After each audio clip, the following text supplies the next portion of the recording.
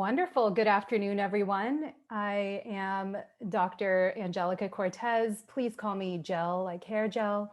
I first want to wish everyone a happy AAPI Heritage Month. And thank you to the team with the San Jose Public Library for reaching out and thinking of Lead Filipino to help in creating this space to share more about our organization in connection with the Heritage Month and, of course, broader issues at hand and larger movements that we know will move beyond this month alone. So I'm hoping that this can entirely be a dialogue and not a monologue. I have prepared just some brief information to share about Lead Filipino and our story, and want to take some time to talk more about sort of what it meant, the creation of Lead Filipino. And I don't know if anyone on the line can relate with this experience, but we just recently confirmed our nonprofit 501c3 status. So the undertaking and the administrative hurdles to get that together, because we are still as grassroots as they come. We operate out of the trunks of our cars. I actually don't know who has Lead Filipino's sign right now. My car is filled with clipboards and megaphones and pens and paper. So getting this C3 status is not only inspirational to us, but I hope that it can also help inform others on the line that might be able to relate with that experience. If you're thinking about starting a nonprofit organization, the steps to take, the business side of that work. So I will be talking a little bit about, of course, what we're doing, who we are, our future, our hopes, and then kind of pivot the conversation into hopefully speaking to folks that might have an interest in what it means, or if there are other like seasoned nonprofit leaders on the line, definitely want to have a discussion. So please use the chat box, or I mean, we're a really small group, so I think it'd be nice to just take yourself off mute and holler at me. So I'm going to get this screen share going. Hopefully I do this right. It's always a gamble there. But I put some slides together. I am known to deviate from my slides. So for the interest of staying on time and keeping with the program, I put some slides together, but it is very likely that I will go off the slides. So again, I am going to talk today about a community organization that is, in effect, my heart and my soul.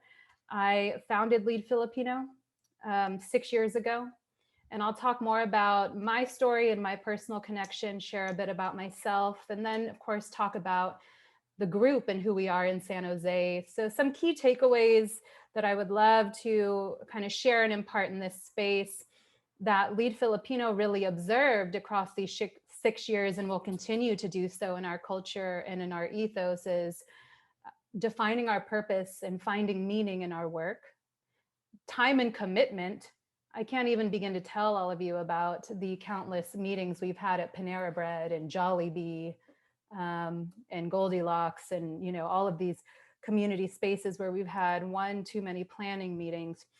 And then talking about our people and lifting up our service and our mission to our audience, to our not just Filipino Americans, Filipina X and O Americans, but broader communities, really building cross-racial, cross-ethnic solidarity.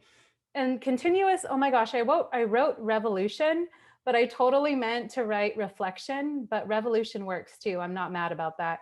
But I meant to say, or to write continuous reflection as we experience ongoing growth and iteration as a small organization. And then the business aspects, like I mentioned, of building, growing, and cultivating a nonprofit organization. There are lots of papers and documents and reports to file now to remain compliant with our C3 status. Were any of us ready for that? I don't think so. But you know, triumphs and tribulations all through this lifelong learning process. So a little bit about me, please do call me Gel. The Dr. Cortez, I use that because my mentors and sponsors in my life and my mom tell me to. It's a new thing. I just finished my doctorate in education, actually, from USC, and but please do call me Jill.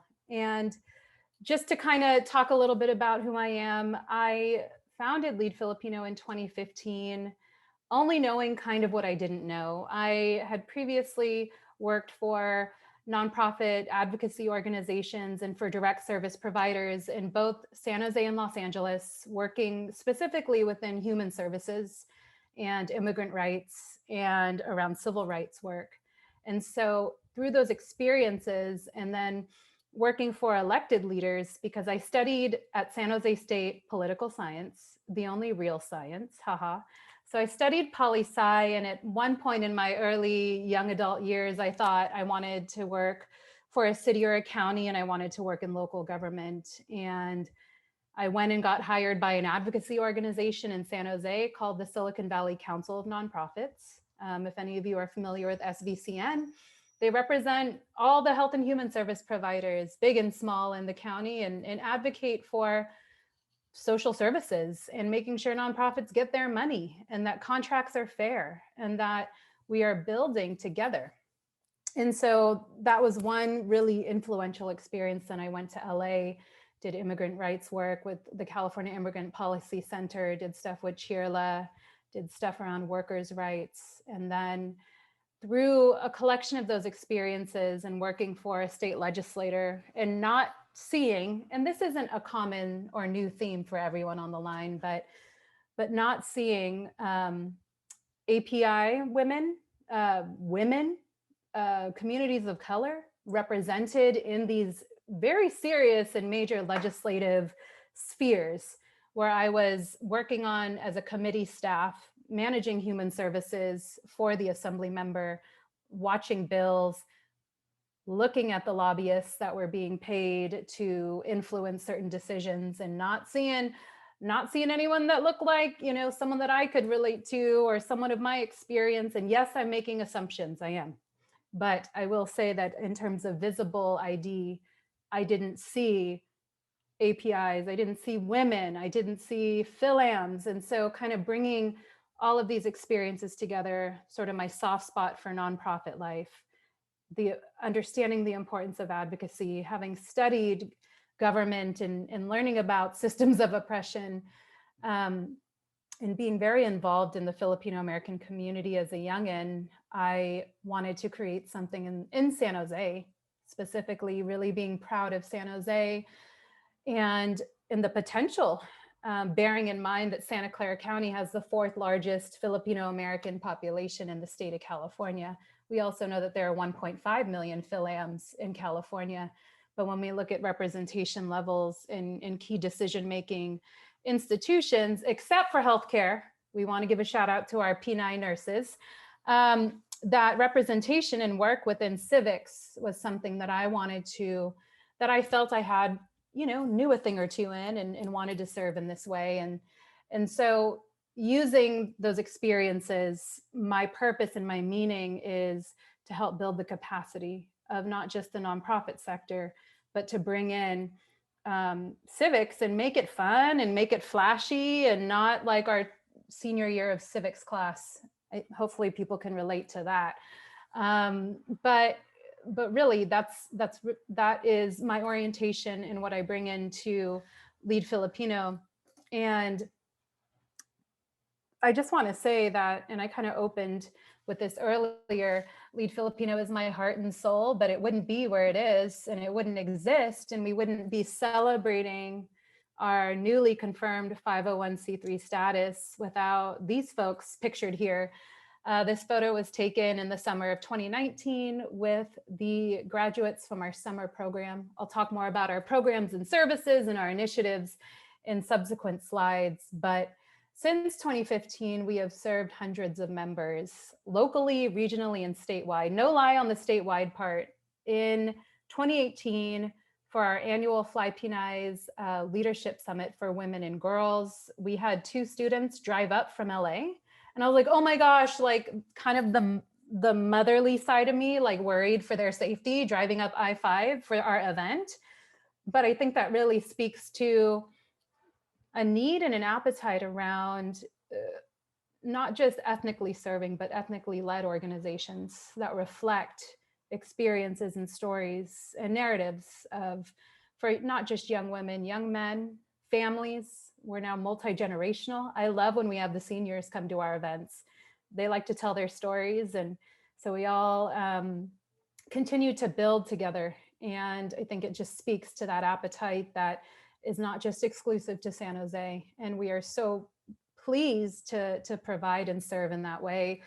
A couple of past and current initiatives that I'd like to highlight as I talk about Lead Filipino and introduce who we are to everyone. Our mission is concerned with increasing the civic participation of communities with a focus on Philam experiences. We drive this mission through ethnic studies. We are grounded in ethnic studies. So the summer program, this photo that you see depicted in front of you is that graduation ceremony from our summer awareness and action program, which is rooted in Filipino studies, founded on ethnic studies principles.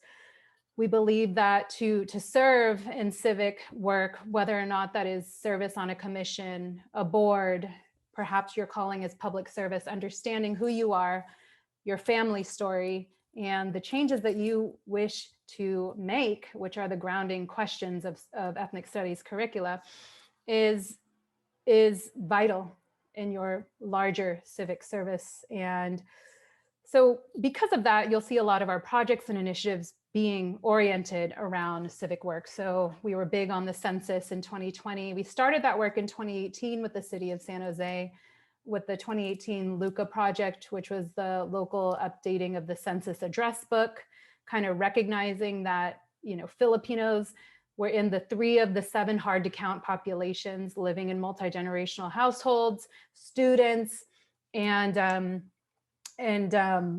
and so we worked with the city across, you know, a collection of other community organizations and nonprofits. We have an ongoing partnership with the county's registrar of voters to help register new voters. So up until COVID hit all of us, we were at the monthly naturalization ceremonies, advocating for ethnic studies, primarily at the state level. There have been a lot of state movements around this, and through partnerships locally and across the region, we are very dialed in to this work as it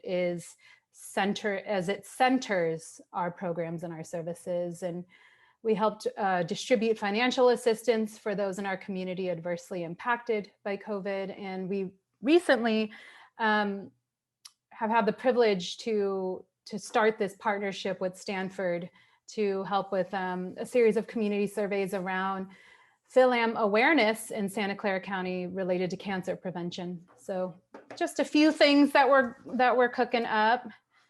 This kind of shows, I thought this was just me wanting to like gloat that we got our C3 status, everyone. So founded in 2015, that's a little bit about us, but we became a real nonprofit 4 days ago.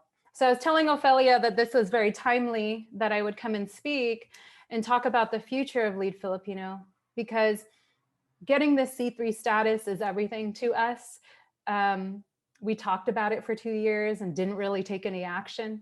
So when we actually did the thing last summer, we were celebrating that we actually did the thing. And then people were like, but did you get the nonprofit status yet? And we were like, no, but we're like actually talking about it and having meetings now about it. So every step of the way, you know, really celebrating these big moves for us. But, you know, again, our mission is focused on providing educational programs that are rooted in ethnic studies and Filipino studies, creating learning communities, and working on issues of civil rights and racial equity, which I'll talk more about.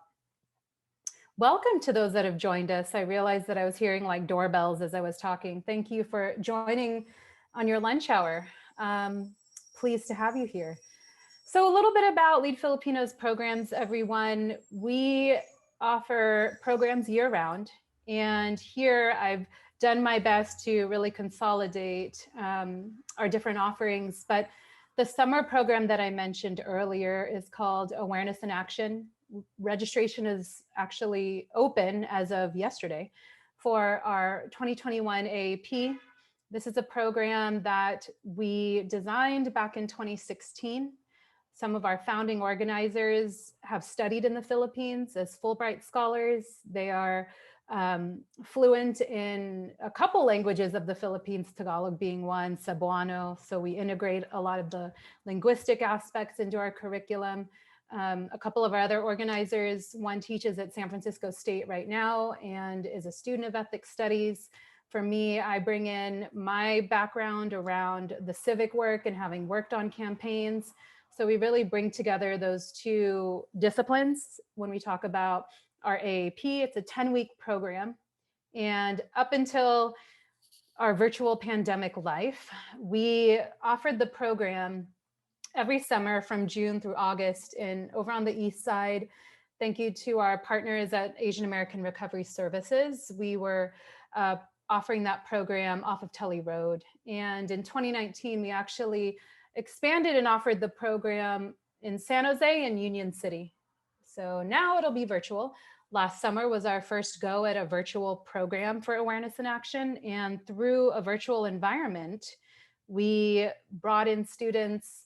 We had students dialing in from Boston, Miami, Orlando, Seattle, and like some remote parts of Ohio.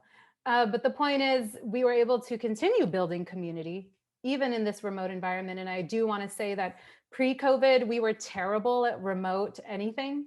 I remember back in 2017, we had some requests to offer our awareness and action online.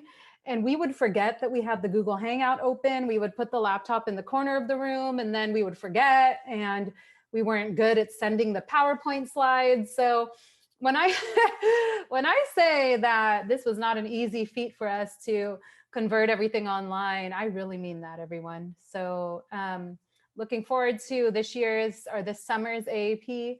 Check that out. That begins on June 23rd, and it'll run through August 25th, once a week on Wednesdays. And we talk about everything from PhilAm to broader AAPI identity, cultural traditions to psychology. There are 4 tenets of Philippine psychology, which kind of interacts and influences what we understand now as sort of workplace dynamic, how we show up in the community, our political ideologies, and then you throw on the generational components of that. So check that out, Awareness and Action.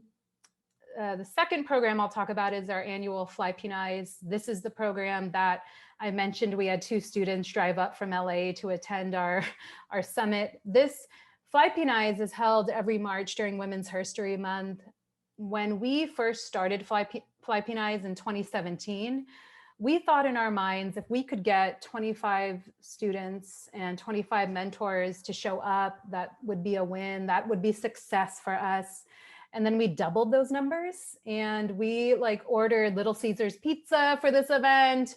We were not ready for the response that we got. And then we had people complaining about Little Caesars pizza. So that was also interesting. Like, why would you get pizza? Why didn't you have, these certain amenities? And I was like, wow, people think we're a lot bigger than we are, which has always been, something welcome and a good learning experience. But yeah, like I said, we operate out of the trunks of our cars. Like, I don't know I need to find out who has the Lead Filipino banner right now. Anyhow, Philippines is one of our, everything in the org is a gem, but Philippines, just how we've been able to engage not just students from San Jose State, De Anza, Mission College, Santa Clara University, Stanford, Sonoma, Sac State. We had girls drive in from UC Davis 2 carfuls deep to come to Philippines. And that has been an occurrence every year. And for the past 2 years, we've held Philippines at Mission College in Santa Clara. And our founding year, we held Philippines at the School of Arts and Culture. So very local. That is something that we are very proud of, that we are San Jose based. And we brought Philippines to a virtual space just this past March. And we had over 100 attendees on the line from across the state and the country. It blows my mind every time. And it is the ultimate reward. The last program area that I'll highlight right now is our inaugural Queer Lakbay Summit. And in Tagalog, in the Philippine language, gay, the term for gay is bakla.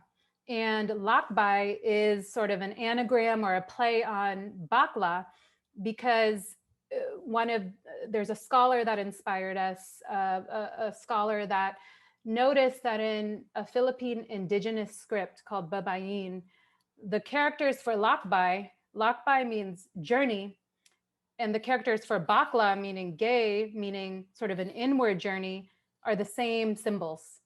And so, led by our volunteer queer committee that has been getting together since 2019, we are presenting our inaugural Queer Lakbay Summit on the 19th of next month.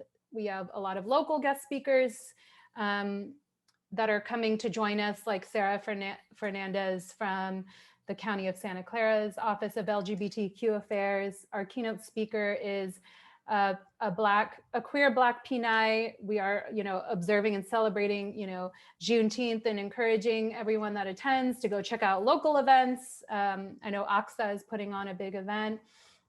So our keynote will be able to share, her experiences. Really, the purpose of the Lakbay Summit and just being the inaugural is also to continue the work of the Queer Committee, which meets monthly on the second Sunday of every month. So we're really excited. Everything's virtual till further notice, but even within the limits of a virtual environment, we've been able to interact and engage folks from across the country in ways we couldn't have ever conceived of. So I really want to honor that, because that's cool. Some initiatives that I want to kind of bring to this space and highlight right now is that we are a part of the recent naming of the Delano Manongs Park. That is a new park that the city of San Jose developed. It's on Capitol and Gemelli Way. So y'all know that Target and the Chipotle and the Wiener Schnitzel. So it's right tucked behind where the Wiener Schnitzel is. And one of our members in Lead Filipino happened to submit the name. He saw an open call from the city of San Jose. I think this is a cool story. So like last fall, saw an open call from the city of San Jose to submit an entry for park names. And he submitted the Delano Manongs Park as an entry. And across 2 different polls, it gathered the top votes. And back in February of this year, we were like, oh, this is a thing. Like, it's going to the commission for the Parks and Recreation Commission. So we organized to have speakers come and testify why Delano Manongs Park would be of importance and what that would mean to the Philam community, but not just the Philam community, recognizing the historic relationships rooted in justice and fairness between the Filipino community and the Chicano community, recognizing Cesar Chavez and Dolores Huerta's leadership, alongside Manongs Larry Itliong and Philip Veracruz, two huge forces in California's labor movement that we know influence national labor laws around the United Farm Workers. So we actually brought in, if you all have ever seen the KQED documentary on the Delano Manongs, we have the documentarian herself call in from Ireland to address the commission to talk about the legacy of the Manongs. And because Lead Filipino, like I mentioned earlier, we really center our work around ethnic studies, and that's how we drive the importance of civic engagement, if that's your calling, to really honor the story of the Manongs and their legacies. So we are dedicating part-time staff time to helping with this sort of community-led committee that will be helping to work alongside the City of San Jose Council Member Magdalena Carrasco to celebrate the official launch and the opening of the park later this summer, but also the good old community coordination around looking at fundraising for perhaps art or other installations of visual representations for the Manongs. There are a lot of ideas coming through from community members right now around how to continue building and developing the park. And I will say that We had our first Delano Manong's committee meeting last week, and no one signed up for our fundraising committee but me. So if anyone feels a calling in to help yours truly with some of the fundraising work for this park, but everyone signed up for like the community outreach, the art, you know, all the fun committees, but no one ever wants to sign up for the fundraising committee, y'all.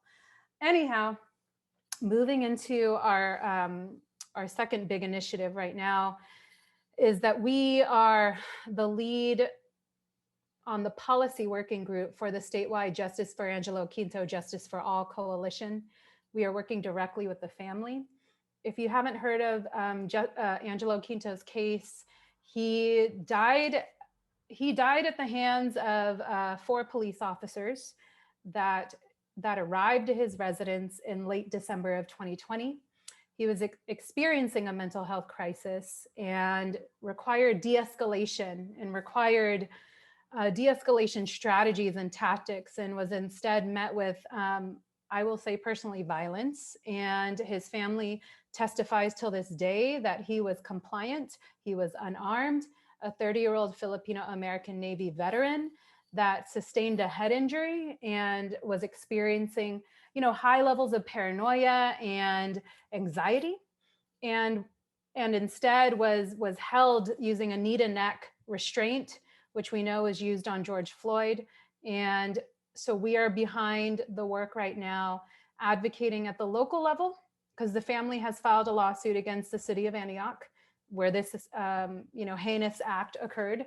But so we've been organizing to have a local presence of callers calling into the Antioch City Council meetings that take place bi-weekly, and really trying to base build with groups out in Antioch to get a consistent presence at those city council meetings, to advocate for a mental health crisis response team, to advocate for the anti-militarization of cops, that they should not have military grade equipment, advocating for the immediate banning of knee to neck holds. And we're doing so at the state level too. So we're advocating for Assembly Bill 490, which is called the Justice for Angelo Quinto Act of 2021. Actually, right before this, I was listening into the suspense hearings right now in Sacramento to kind of follow what's going on with AB 490. But this is big for us. It's big for us on many levels. We know that aspects of public safety and community policing are hot and they are controversial. I know that people in our organization say things that make our grandparents blush, but you know, these conversations are not easy to have. And it's something that touches us personally and intimately. And through building with other organizations, like learning from Silicon Valley Debug, learning from groups that have been in this fight and in this work to re-envision, has been a deep and treasured learning experience for our organization. So this work with the Justice for Angelo Quinto, Justice for All coalition calls in groups from across the state. And so through that, we've been able to really build with other Philam service providers like Filipino Advocates for Justice out of Oakland, the Filipino Community Center out of San Francisco. And it's nice when we're like, hey, we're from San Jose. So it's really nice to kind of build in that way. And then the third initiative that I'd like to highlight is our broader Stop Asian Hate work. A couple of our organizers in late February, and I love when this happens because they were like, we're doing this. Is this cool with you? And I'm like, yeah, do it. But they organized a series of listening sessions with seniors in our community, students. They spoke at a couple high schools and then did these, Zoom calls that were open. Did 2 of them in March to really learn and understand how our community was feeling, how they were reacting, what they needed. And it's just nice as sort of Lead Filipino being this small group, but being so deeply supported by larger established nonprofits like Asian Law Alliance, Asian Americans for Community Involvement, Asian American Recovery Services, working alongside to not only grow ourselves, but also support in the ways that we can. So because it was very popular, these listening sessions that our organizers put on, we will be endeavoring to host more of these. So we're looking to partner. I think we've confirmed that we're partnering with the Malaya Movement, which is a grassroots local organization concerned with human rights in the Philippines. So they do a lot of work around issues that are happening in the Philippines with exploitation of workers and reforms on that end, but doing stuff here. And also the Filipino Association for Workers and Immigrants. I think we're trying to confirm a listening session with them. They do a lot of work with our undocumented community members and workers that we know are victims of wage theft and other terrible abuses. So really trying to reach out through those avenues and also with faith-based communities. So that'll be something we're cooking up across the next several months. And then the last little slide about sort of what we're doing and how we're thinking about our future is our services. And like I said earlier, I realized 3.5 years ago that people thought Lead Filipino was a lot bigger than we were. When they were questioning why we ordered like Little Caesars pizza and not like a 3-course meal, I was like, do they think we have like a lot of funding, or do they think that, you feeling me? Yeah. But it was like the ultimate compliment too, though, right? So this understanding that we just got our nonprofit status, we have written for some larger grants that we have gotten, hey, but this has taken a lot of time. It's taken a lot of elbow grease. It's taken a lot of commitment and follow through, which I'll talk about in a second.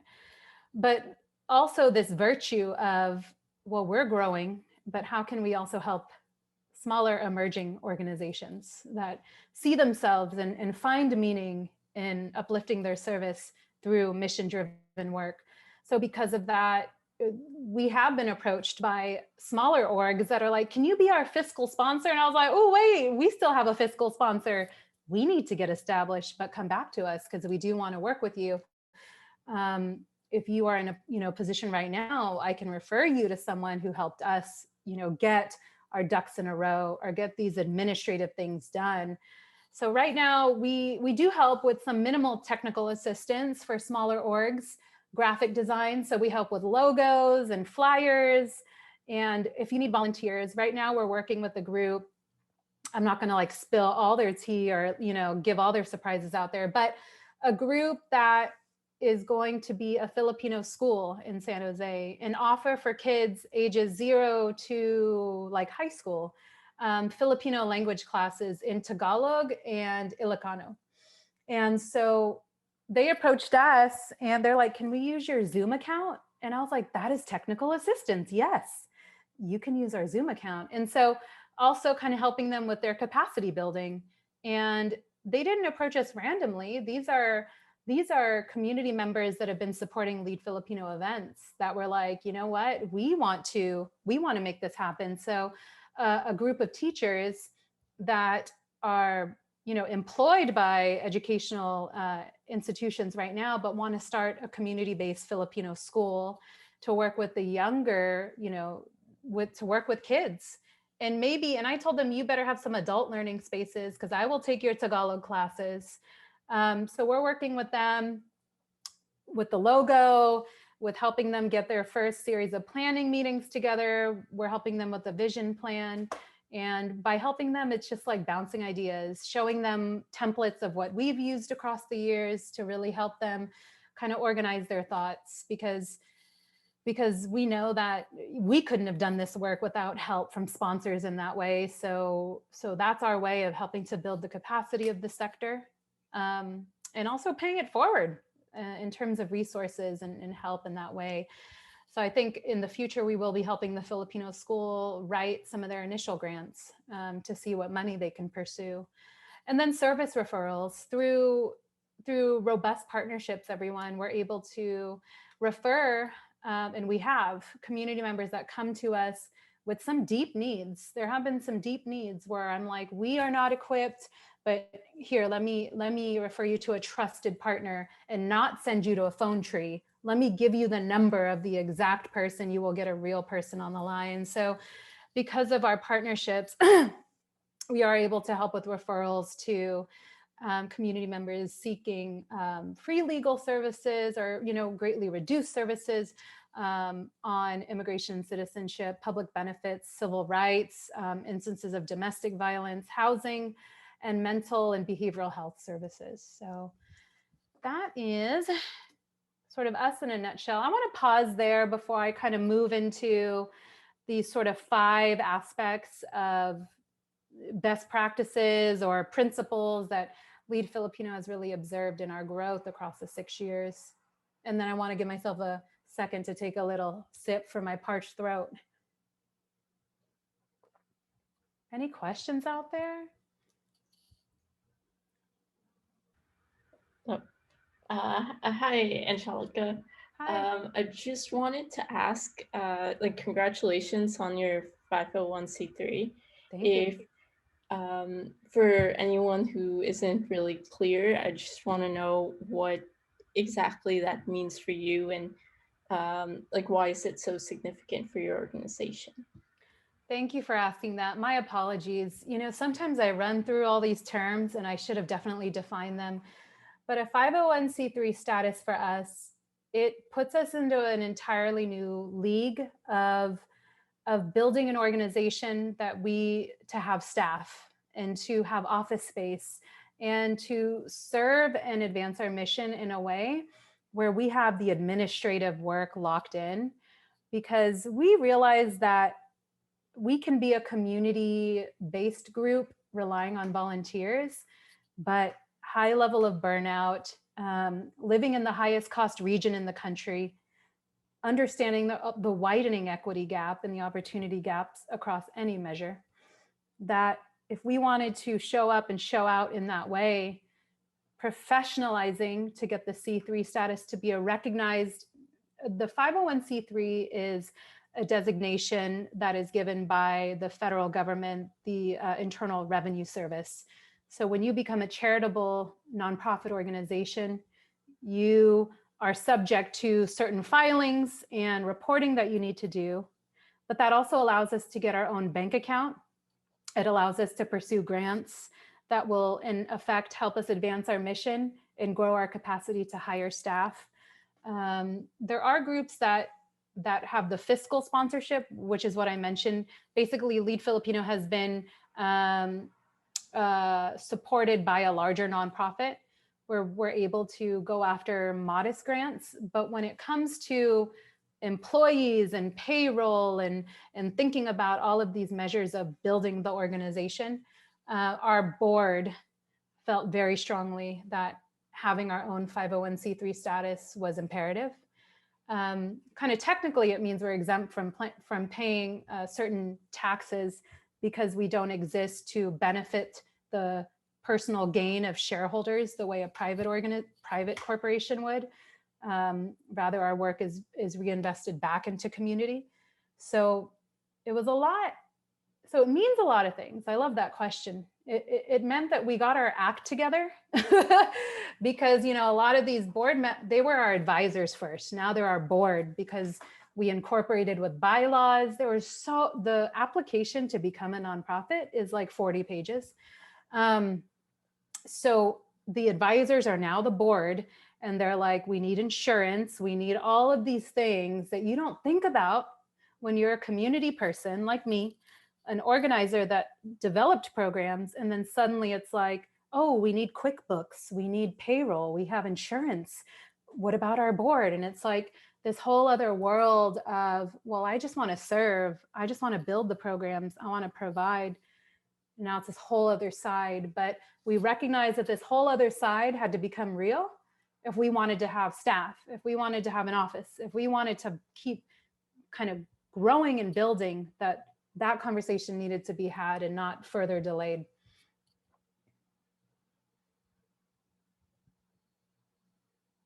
So when you're, and congratulations on your organization and your nonprofit status. So when you're creating your leadership team, which I think is now your board, how do you invite others to your table that you know, just not are just like-minded and share the vision, but are also going to help you guys grow. Yeah, thank you, Victoria. These are conversations we're having right now, actually. A lot of these conversations then flow into deeper philosophical ones around process. But what we thought about initially with the advisors, when I called all these friends together in 2015 and I said, let's do this, like, you know, Jay is one of our founding organizers who just finished her MSW at the University of Hawaii, who really introduced us to a lot of the mental health aspects of our program. I was like, hey, you're hella cool, let's do this. Hey, you like, and then we came together and we thought, what type of advisors would we need in this space? And so we identified, well, we're trying to build ourselves through education work. We want to be a nonprofit at some point. We want to have expertise around these areas. So what you'll see on our board right now is very heavy on nonprofit practitioners in social services, and then educators that work in higher ed, that have taught ethnic studies or that have taught Asian American studies, or have that experience. As we think about the next chapter in our evolution, we're thinking about, yes, how do we bring in folks that will help us shake it up too? And some of that is how sort of this spirit of ongoing learning. So yes, I totally want someone. So we brought someone in that is a Pinay from the Bronx, and she works in tech. And I remember when we brought her in, some of our organizers were like, we don't like tech.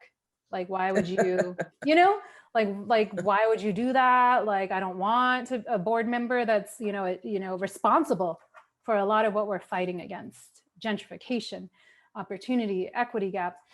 And I went back to this person and I was like, hey, so this is what it is. And she was like, I understand. It was definitely a hard conversation. Basically, she's like, I understand. I want to join, like, as an individual. Like, when I grew up in the Bronx, I didn't have a lead Filipino, and the work that you're doing really speaks to me. And if I'm in those rooms and I can weigh in and have an influence, like, I want to bring that back to the org. And I was like, ooh, this is compelling. But it was a really hard conversation. She came on the board and she has helped us in ways that we could not have imagined.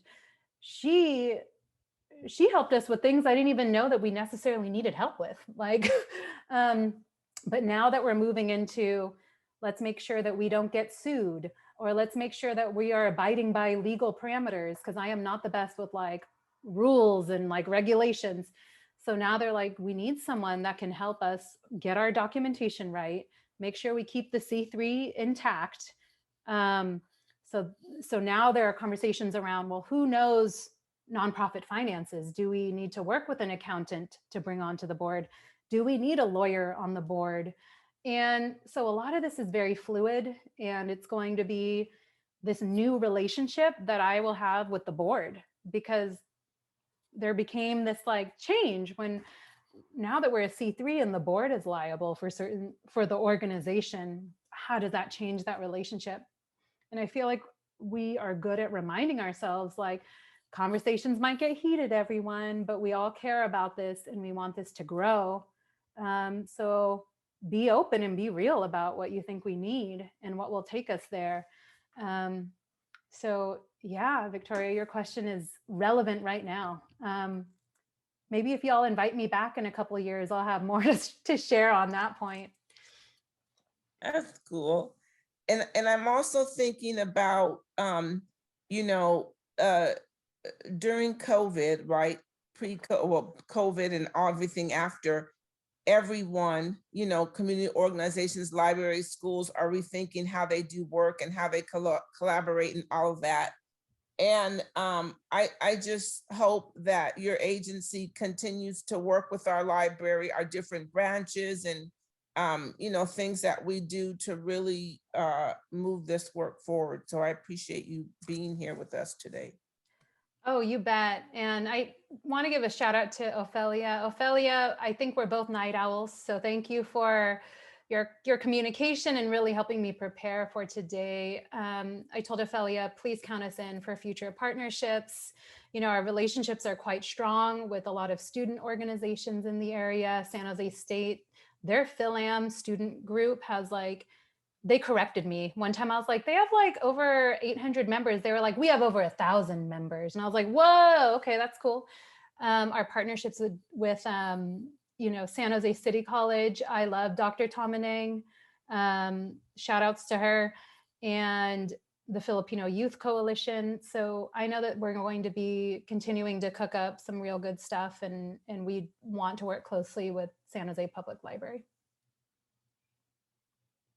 That would be amazing. We have staff members that are very interested in working with you as well. Cool. One of my librarians here at my library is actually Filipina, and she's like, I want to volunteer. She was super excited about you joining us. So we do have staff members that would love to do stuff with what Lead Filipino is doing as well, and incorporate, maybe do book giveaways. Like, there's a lot of things we could do. So we will definitely keep this going. So thank you so much for being here today, and congratulations on your status change for your organization. And we're excited to start this relationship. Thank you. I appreciate that. And I do want to acknowledge Jeff's shirt that says Tito Boy and Tita Baby. For all the PhilAms on the line, everyone has a Tito Boy and a Tita Baby. Like, that Y'all is have at something least one, right? you need to. If you don't, you're like, are you sure? Like, are you sure about that? You should ask your parents about, you know, second and third cousins. So in the remaining time, I didn't realize I would talk that long, everyone. I'm sorry. But in the remaining time, I just kind of wanted to kind of uplift some of these virtues that helped Lead Filipino along the way, especially for anyone on the line. And I think this can apply to small businesses. I do see a lot of similarities in being, my bias is to always root for the small groups, small businesses, small nonprofits, ethnically led, ethnically serving, because they're two different things. So purpose and meaning for us, defining what our purpose and meaning was through conversation, through years of observation. I mentioned to you all that, you know, I spent time working in the nonprofit field.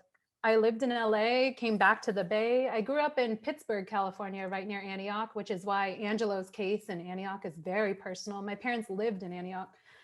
But spending time in observing a field, working in fundraising, working in program development, all around racial equity, you know, fighting for immigrant rights. So a purpose kind of rooted in experience, but shared with other people who became our organizers and our advisors, now our board.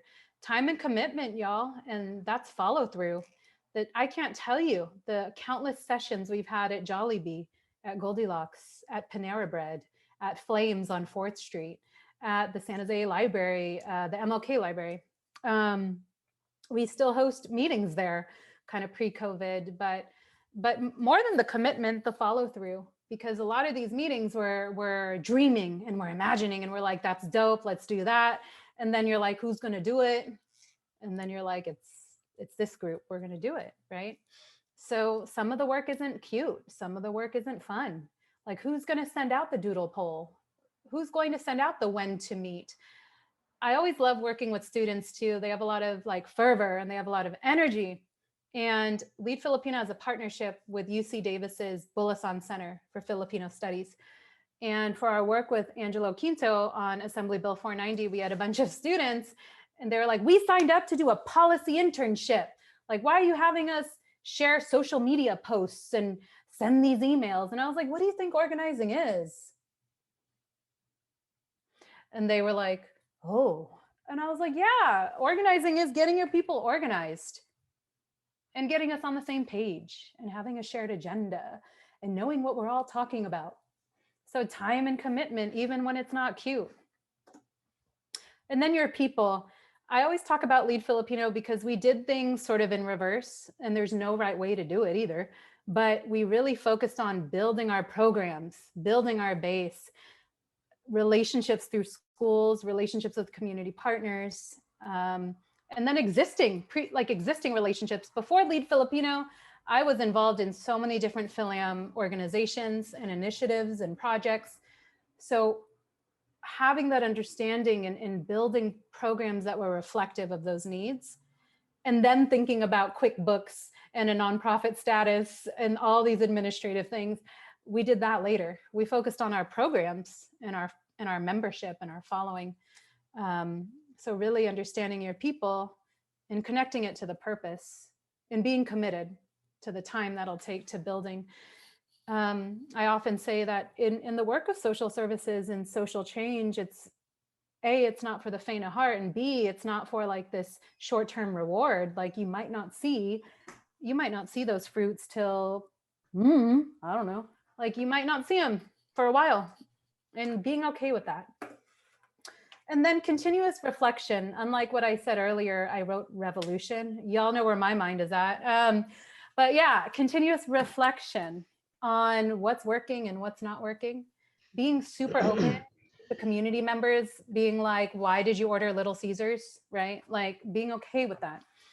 And then the whole business aspects, like I'm running out of time, y'all, but maybe I'll spare you from the details, but it's really taking the time to research these big business aspects that aren't really promoted front and center when you think about getting into nonprofit work. It's necessary and it's needed.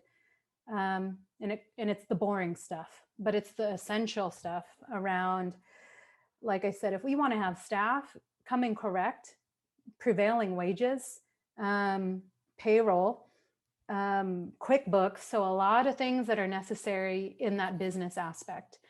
And part of growing is creating not just a legitimacy to the communities we serve, but also those that are going to support the organization, that want to donate to our mission, that want to fund our work. So showing that we are in operation in a deeper way. So I'll close out. This is our team. Please do get in touch. I'll share these slides with Ophelia. Of course, yours truly, but if you're interested in our women's work, Marissa Martinez, if you're interested in the Justice for Angelo Quinto work, or our Delano Manong's committee, please reach out to Gabriel at, and then our Queer Summit and our education work for AAP coming up next month, Celeste. We would love to hear from you. Little calendar, I mentioned all this earlier. And then just the brass tacks of Lead Filipino. Please do stay in touch. We meet once a month, but we are open 24/7 with our programs and services. So there are all of the handles. There's my email address and our website. And right on the money, 2 minutes left. Thank you very much. Thank you very much, Jel. Yeah. So we're saying it for me. Anyone have any questions or comments? Well, Jel, thank you very much for coming and speaking with us. And I want to say as well that congratulations on getting your status. And I never, I am a Philam, and I'm currently in South Carolina, visit my family. And that's where I'm from. And I want to say I never heard of like an organization like this. So it's kind of, for me, it's neat and different, because the only thing that we had growing up was like just potlucks. That was our community aspect. But there's no organization like this, and I think it's very cool that there's like advocacy, a Filipino-led advocacy group in the Bay Area. And thank you for starting that. And I'm happy to hear your vision is coming true. And like I want to see it succeed forever. But I do have a question. Is I like to ask this to people like I just met, especially in this kind of platform. But what would you tell your 18-year-old self, knowing what you know now? Going through what you've gone through to get the status, starting a group. Loaded, I know. But when I was 18, I thought I wanted to work as an editor for a big publishing company. I started with English as my major, and it was through getting involved with the potluck Philam orgs and learning about cultural folkloric dance. So at 18, I would tell myself to absorb any experience, to stay curious and keep questioning. And yeah, I think that's what I got right now. Thank you for your kind words, Jeff, by the way. They really mean a lot. Yeah, no, thank you. This is great. I'll definitely contact you in some volunteering work. That'd be awesome. Leadfilipino.org. There you go.